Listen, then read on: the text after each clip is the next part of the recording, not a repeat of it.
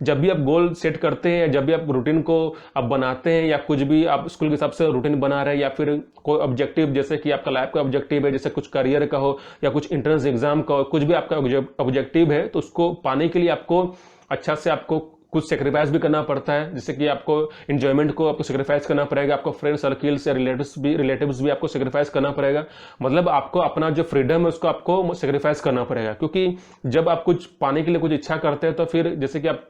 कहीं पर आपको करियर बनाना है या फिर आपको पढ़ाई करना है, आपको अच्छा मार्क्स चाहिए या फिर आपको अच्छा रिजल्ट चाहिए, तो उसके लिए आपको आपका जो सेफ जोन है उसको वहां से आपको हटना भी पड़ेगा। जब फिर आपको रात भर आपको जगाना भी पड़ेगा, फिर आपको रूटीन भी आपको अच्छा बनाना ही पड़ेगा। लेकिन अगर मान लीजिए अगर अपना कंफर्ट जोन से अगर आप नहीं हटते हैं तो फिर क्या होता है कि आप जो पाना चाहते हो उसको आप नहीं पा सकते हैं। जैसे कि अगर आपको ड्रीम जॉब है, आपको उसमें अच्छा पैकेज आपको चाहिए, तो अच्छा पैकेज के लिए आपको अच्छा मेहनत भी करना पड़ेगा, आपको हार्ड वर्किंग भी करना पड़ेगा, और आपको कंसिस्टेंसी रेगुलर भी आपको मतलब रहना पड़ेगा। लेकिन अगर आप अपना कंफर्ट जोन से अगर नहीं निकलेंगे तो उससे क्या होता है कि आप ज्यादा मैक्सिमम आप टाइम नहीं दे पाएंगे उस एक्टिविटी में या उस ड्रीम जॉब में, या आप जो गोल सेट किए वहां तक आप पहुंच नहीं पाएंगे। तो जब भी आप गोल सेट करते हैं या जब भी आप रूटीन बनाते हैं कुछ ऑब्जेक्टिव को क्लियर करने के लिए, तो फिर आपको समझना पड़ेगा कि आप 24 घंटा का जो टाइमिंग है उसको कैसे इस्तेमाल करते हैं और उसको कैसे कैसे इंप्लीमेंट करते हैं, और कौन सा हिस्सा कौन सा सेक्शन को आप कहां देते हैं। तो आपको 24 घंटा का रूटीन भी आपका अच्छा होना चाहिए। ऊपर से आपको यूजलेस वाला जो काम है, जो टास्क है, उसको भी आपको बंद करना होगा, क्योंकि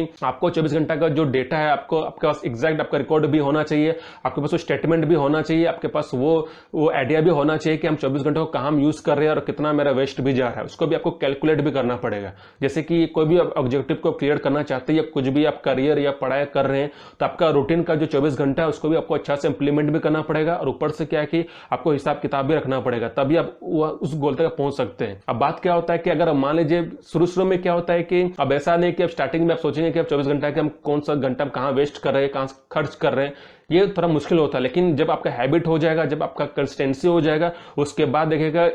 2 या 3 महीना तो समय आपको लगेगा। अब ऐसा नहीं है कि आप पहला महीने आप सोचेंगे कि हमको अच्छा 24 घंटे का यूज करना है या फिर हमको अच्छा क्लियर विजन हमको रखना है, तो ये पॉसिबल नहीं होता है। क्योंकि जब भी कोई आप थॉट लाते हैं, जब भी कोई आइडिया क्रिएट करते हैं, तो उसको उस आइडिया को स्टेबल होने के लिए, मेंटेन होने के लिए आपको समय तो लगेगा, कम से कम 1 महीने का समय लगता है। क्योंकि अगर आप 1 महीने तक कंटिन्यूसली अगर उस टास्क को पूरा करते हैं, आप ऑब्जेक्टिव को क्लियर भी करते हैं, तो उससे क्या होता है कि आपका रूटीन भी स्ट्रांग भी बन जाता है। लेकिन अगर आपका जो रूटीन अगर उसको स्ट्रांग बनाना है, उसको बैलेंस करना है, तो कम से कम 1 महीना उसको समय दीजिए अपना रूटीन को, और जो भी आपका जो ऑब्जेक्टिव है अगर वहां तक पहुंचना है तो फिर आपका रूटीन भी आपका अच्छा होना चाहिए, आपका हेल्थ भी अच्छा होना चाहिए, फिर आपका डाइटिंग भी आपका अच्छा होना चाहिए, आपको फिजिकल आपको एक्सरसाइज भी करना पड़ेगा, योगा मेडिटेशन भी करना होगा, और वो टाइम टू टाइम आपको रिसर्च भी करना पड़ेगा। मतलब कि आपका जो वीक पॉइंट वो भी आपको देखना पड़ेगा। लेकिन बात क्या होता है कि जब भी आप अपने रूटीन को चेंज भी करते हैं तो बीच बीच में आपको ये भी देखना पड़ेगा कि हमको रिजल्ट कितना मिला है, क्योंकि जब भी आप कोई एक्टिविटी कर रहे हैं, जब भी कोई काम कर रहे हैं, तो फिर आपको खुद को फीडबैक भी देना पड़ेगा। मतलब कि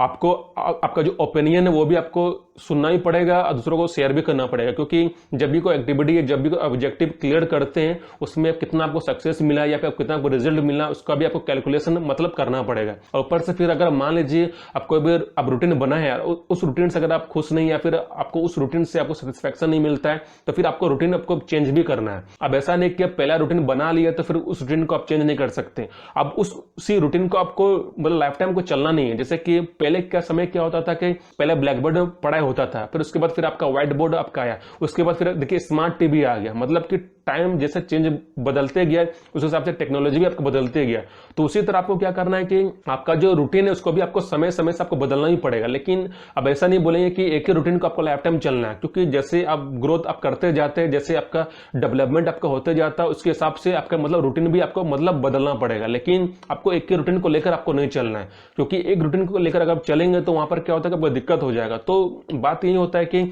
जैसे कंडीशन है आपका, जैसे आपको सिचुएशन है, जैसे आपको डिफिकल्टीज है, उसके हिसाब से अपना सॉल्यूशन को निकालिए। अगर हर दिन अगर आपको 2 महीना बाद या आपके 6 महीना बाद कुछ डिफिकल्टीज आता है तो उसका सॉल्यूशन फिर से निकालिए। अगर मान लीजिए जो रूटीन आप बना के रखिए अगर उससे बोर्ड हो गए, जैसे कभी कभी क्या होता है कि आपका जैसे आप मोबाइल आप अपडेट करते रहते हैं, जैसे कि टेक्नोलॉजी आपका आते रहता है, उसी तरह आपका रूटीन भी आपका ओल्ड हो जाता है। मतलब का पुराना हो जाता है। तो उसके हिसाब से फिर आपको क्या करना है कि आपका जो रूटीन है उसको भी आपको चेंज करना पड़ेगा, क्योंकि जब तक आपको मन लगता है कि उस रूटीन को ले जाना है तब तक उसको लेके जाइए। जब आपका मन करे कि हमको रूटीन को बदलना है उसके बाद आप बदल दीजिए, लेकिन एक ही रूटीन को लाइफ टाइम तक उसको मत चलाइए, क्योंकि जब आप लाइफ टाइम तक उस रूटीन को चलाते हैं तो फिर आपका जो ग्रोथ है वो आपका हो नहीं पाता, आपका जो आइडिया वो क्रिएट नहीं हो पाता है, फिर आपका जो थॉट जो प्रोसेस है जो समझने का, सुनने का और जो आइडिया क्रिएट करने का वो भी आपका रुक जाता है, मतलब कि वो आपका स्टॉप हो जाता है। तो उस आइडिया को पूरा करने के लिए, उस आइडिया को फिर से क्लैरिटी लगाने के लिए, एक फिर से रिसर्च मतलब जो टेक्नोलॉजी होता है उसको